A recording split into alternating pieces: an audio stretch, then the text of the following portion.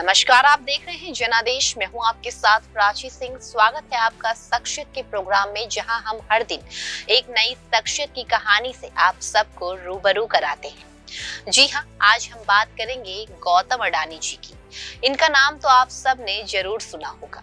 भारत के सबसे अमीर व्यक्तियों की सूची में अडानी अपना नाम सबसे ऊपर कर चुके हैं। गौतम अडानी सबसे अमीर व्यक्ति में से एक और भारत के सबसे अमीर व्यक्ति बन चुके हैं। इन्होंने अंबानी को भारत के सबसे अमीर भारतीय के पद से नीचे कर दिया है। आज इस लेख में हम अडानी ग्रुप के मालिक, अध्यक्ष व संस्थापक के जीवन से जुड़े कुछ बातों के बारे में जानेंगे। हम अडानी के जीवन की मेहनत और सफलता दोनों के बारे में जानेंगे। आपको शायद पता ना हो, हम बता दें कि अडानी शुरुआती समय में केवल एक हीरे की कंपनी में काम करते थे और आज वो दुनिया के सबसे अमीर लोगों की सूची में आते हैं।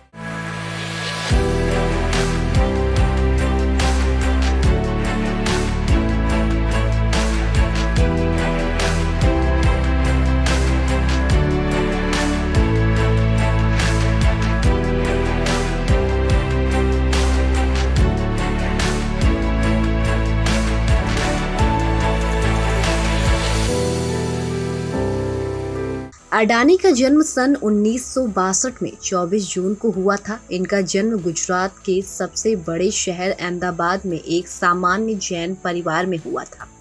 गौतम अडानी के पिताजी का नाम शांतिलाल अडानी था। वे एक छोटे कपड़े के व्यापारी थे और उनकी माता का नाम शांता बेन अडानी था, जो कि एक गृहिणी थी।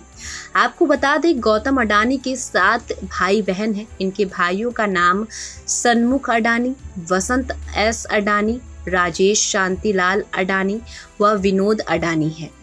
इनकी बहन के बारे में कोई जानकारी नहीं है। इनके पिताजी के काम और परिवार की आजीविका के लिए इनका परिवार अपने कस्बे थाराड़ से गुजरात के उत्तरी हिस्से में रहने को चला गया। अक्सर हम सुनते हैं बड़े बड़े व्यवसायी लोगों के बच्चे विदेशों से शिक्षा प्राप्त करके आते हैं। व्यवसायियों के ही बच्चे नहीं, बल्कि जो भी बड़े अमीर लोग होते हैं वो अपने बच्चों को विदेश भेज देते हैं शिक्षा के लिए। लेकिन आज दुनिया के जो दूसरे सबसे अमीर आदमी हैं, उन्होंने किसी विदेश स्कूल या कॉलेज में शिक्षा नहीं प्राप्त की, बल्कि इन्होंने अपनी गृहनगर में रहकर ही अपनी शिक्षा प्राप्त की है। गौतम अडानी जी ने भी सामान्य लोगों के जैसे ही सामान्य स्कूल में पढ़ाई की है।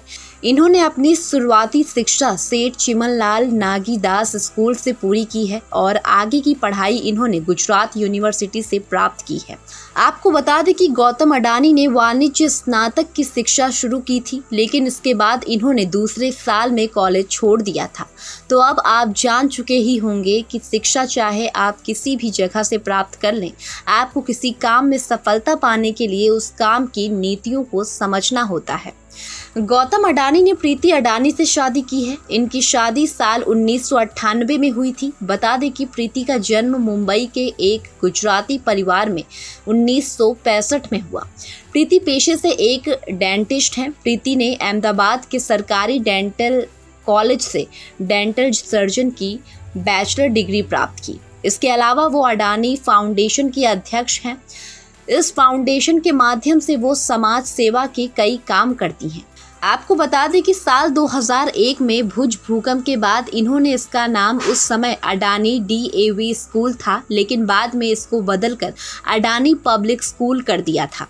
इसके अलावा इन्होंने 2009 में भद्रेश्वर और अहमदाबाद में अडानी विद्या मंदिर के नाम से स्कूल खोला, जो कि जरूरतमंद गरीब बच्चों के लिए खोला गया था, जहां पर बच्चों से किसी भी तरह का फीस नहीं लिया जाता है। साल 1958 के समय में गौतम अडानी जब किशोर अवस्था में थे तो लगभग 16 से 17 साल की उम्र में इन्होंने महेंद्र ब्रदर्स की डायमंड कंपनी में डायमंड शॉटर का काम करने के लिए वो अहमदाबाद से मुंबई चले गए थे। यहाँ काम करते करते उन्होंने व्यवसाय के गुण सीखे और इसके कुछ सालों बाद झवेरी बाजार में खुद का डायमंड ब्रोकरेज फर्म शुरू किया। हीरा ब्रोकरेज की स्थापना के बाद साल 1981 में गौतम के बड़े भाई मनसुख भाई अडानी ने उनको वापस गुजरात बुला लिया। यहाँ पर उन्होंने प्लास्टिक की फैक्ट्री खरीदी और इसे गौतम को संभालने को कहा और गौतम ने अपने बड़े भाई की प्लास्टिक फैक्ट्री में अपना काम करना शुरू किया। ये काम पॉलीविनाइल क्लोराइड के आयात के आधार पर अंतर्राष्ट्रीय व्यापार के लिए एक अच्छा रास्ता साबित हुआ। प्लास्टिक फैक्ट्री का व्यापार बढ़ाने के बाद अडानी ने छोटे कामों उद्योग के लिए प्राइमरी पॉलीमर आयात करने के लिए काम व्यवसाय करना शुरू किया, जिसके बाद गौतम ने साल 1988 में अडानी ने कमोडिटी का एक्सपोर्ट इंपोर्ट करने वाली कंपनी की स्थापना की, जिसका नाम बदलकर अब अडानी एंटरप्राइजेस लिमिटेड कहा जाता है, जो कि अडानी ग्रुप के नियंत्रण से चलती है। ये कंपनी खेती कृषि के सामानों से लेकर बिजली आदि के सामानों का व्यापार करती है। सन 1991 में होने वाली आर्थिक सुधारों के कारण अडानी का बिजनेस जल्द ही अलग अलग क्षेत्रों में भी फैलने लगा, जिसके कारण वो जल्द ही एक मल्टीनेशनल बिजनेसमैन बन गए। इनके कारोबार की आर्थिक उदारीकरण की नीतियों के कारण इन्होंने कपड़ों, धातु और कृषि व्यापार भी शुरू किया। साल 1993 में गुजरात सरकार ने घोषणा की थी कि मुद्रा पोर्ट चलाने के लिए सरकार किसी प्राइवेट कंपनी को काम पर रखेगी और 1995 में गौतम अडानी को ये कॉन्ट्रैक्ट प्राप्त हुआ। वर्तमान समय में अडानी कंपनी भारत की सबसे बड़ी प्राइवेट मल्टी पोर्ट ऑपरेटर है। आपको बता दें कि मुद्रा पोर्ट भारत का प्राइवेट सेक्टर का सबसे बड़ा बंदरगाह है, जिसमें हर साल 210 टन मिलियन तक के लगभग कारीगर को संभाला जाता है। साल 1996 में अडानी ग्रुप ने बिजली व्यवसाय की ब्रांच के रूप में अडानी पावर लिमिटेड की शुरुआत की।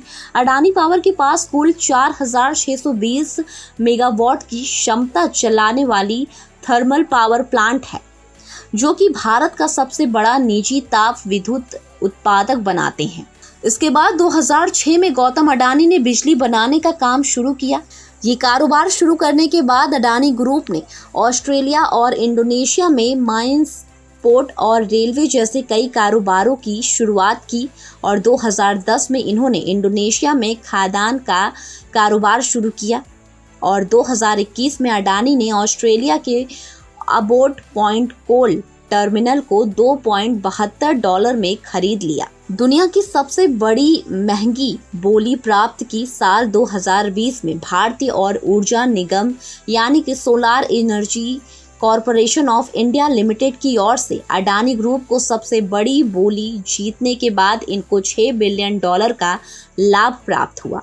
साल 1991 के समय भूमंडलीकरण के समय गौतम अडानी ने टेक्सटाइल, धातुओं और कृषि के सामानों का कारोबार इंटरनेशनल लेवल पर करना शुरू कर दिया और फिर मुद्रा पोर्ट का कॉन्ट्रैक्ट भी अडानी को प्राप्त हुआ, जो कि आज सफलता की ऊंचाइयों पर पहुंच चुका है।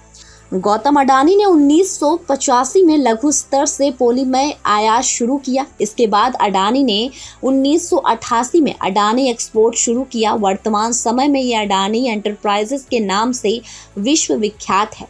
भारत की सबसे बड़ी एक्सपोर्ट इंपोर्ट कंपनी है। ये कंपनी कृषि और बिजली का कारोबार करती है। अडानी ने 1995 में Adani port and SEZ company शुरू की, जो कि आज भारत की सबसे बड़ी निजी पोर्ट ऑपरेटर कंपनी है। यदि गौतम अडानी की नेटवर्थ की बात करें तो वो पहले एशिया व पहले भारतीय व्यक्ति हैं जो कि दुनिया के सबसे 3 अमीरों की लिस्ट में सम्मिलित हो चुके हैं।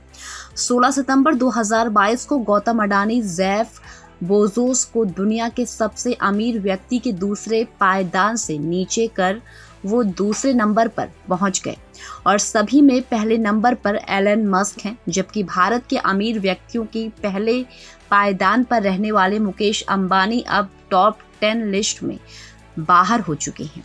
पीवीसी का आयात का सौदा करने के लिए वो दक्षिण कोरिया के दौरे पर गए थे। 1988 में इन्होंने अडानी एक्सपर्ट लिमिटेड, जो कि अब अडानी एंटरप्राइजेस लिमिटेड के नाम से जाना जाता है, इसकी स्थापना की।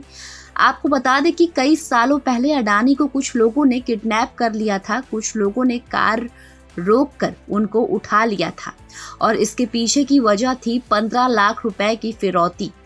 उनका कहना है कि इस घटना के बारे में बताना उनको शर्मनाक बात लगती है। इस बात का खुलासा गौतम ने लंदन के फाइनेंशियल टाइम्स पर बताया और उन्होंने कहा कि सच में उनके जीवन में 2 से 3 वाक्य बहुत ही खराब रहे हैं। शायद आपको इस बात की भी जानकारी नहीं प्राप्त होगी कि मुंबई में ताज होटल में हुए हमले में गौतम बाल बचे। उनका कहना है कि मैंने 15 फुट दूर खड़ी मौत को देखा है। 26 नवंबर 2008 की पूरी रात अडानी ने बाकी लोगों के साथ बेसमेंट में गुजारी थी। अडानी ग्रुप ने साल 1996 में अडानी फाउंडेशन की स्थापना की। ये गुजरात, हिमाचल प्रदेश, महाराष्ट्र, राजस्थान, छत्तीसगढ़ और मध्य प्रदेश में काम करते हैं। इस संस्था के माध्यम से गरीब लोगों को शिक्षा, कमाई के अवसर और कई ग्रामीण बुनियादी ढांचे का विस्तार आदि पर ध्यान दिया जाता है। आपको बता दें कि इस संस्था द्वारा मछुआरों के लिए अलग से एक योजना शुरू की गई है, जिसमें मछुआरों को मछलियां पकड़ने के उपकरणों की खरीद के लिए पैसे तो देते ही हैं, साथ में इनके बच्चों की शिक्षा भी प्रदान की जाती है। गौतम अडानी और उनकी पत्नी ने मिलकर अहमदाबाद में अडानी विद्या मंदिर नाम से स्कूल शुरू किया है। यहाँ पर आर्थिक रूप से कमजोर और उन बच्चों को शिक्षा प्रदान की जाती है जिन बच्चों को अपना टैलेंट दिखाने का अवसर प्राप्त नहीं होता। इन्होंने बहुत भूकंप के बाद भी स्कूल खुलवाया था, जिसका नाम वर्तमान समय में अडानी पब्लिक स्कूल है। अडानी कहते हैं कि उन्हें प्रयासों के परिणामों पर ध्यान देने की बजाय प्रयास करने पर हमेशा ध्यान दिया है। यही नहीं, उनकी सफलता का मंत्र भी यही है। आपको बता दें कि अडानी ने कोरोना वायरस संक्रमण के दौरान पीएम केयर्स फंड में 100 करोड़ का दान दिया था। इसके अलावा इन्होंने गुजरात सीएम रिलीफ फंड में भी 5 करोड़ का दान दिया था, जबकि महाराष्ट्र सीएम रिलीफ फंड में इन्होंने 1 करोड़ धनराशि का दान दिया था। नवंबर 2021 में गौतम अडानी ने ब्लूमबर्ग इंडिया इकोनॉमिक फॉर्म में हरित ऊर्जा व्यापार में $70 बिलियन का इन्वेस्टमेंट किया था। गौतम अडानी जी ने देश के कई राज्य में अपनी संस्थाएं यानी कि फाउंडेशन शुरू किया है, जिसमें इनकी पत्नी इनकी सहायता करती है। गौतम अडानी ने भी अन्य अमीर व्यक्तियों के जैसे कई सामाजिक कामों में भाग लेते हुए और आवश्यकता होने पर वो दान भी करते हैं। कोरोना काल के समय भी इन्होंने प्रभावित लोगों को सहायता के लिए पीएम केयर फंड में 100 करोड़ का फंड दान किया था। इसके साथ ही इन्होंने कोरोना काल में ऑक्सीजन की कमी होने पर अडानी ग्रुप ने देश में सरकार को लिक्विड ऑक्सीजन प्रदान करवाई थी। अडानी ग्रुप द्वारा सदैव ही सामाजिक हितों का ध्यान रखा जाता है। अडानी द्वारा कई फाउंडेशन भी संचालन किया जाता है। इस सभी के कारण इनको साल 2014 में 3rd annual green tech CSR award से सम्मानित किया गया था। तो आज के एपिसोड में फिलहाल के लिए इतना ही। उम्मीद है आप सबको आज का एपिसोड पसंद आया होगा, यानी कि अडानी जी की बायोग्राफी आप सबको पसंद आई होगी। कल फिर मिलेंगे एक और नई शख्सियत की कहानी लेकर, यही प्रोग्राम पर, यही समय पर। तब तक के लिए मुझे इजाजत दीजिए और देश और दुनिया की खबरों में बने रहने के लिए देखते रहिए जनादेश। नमस्कार।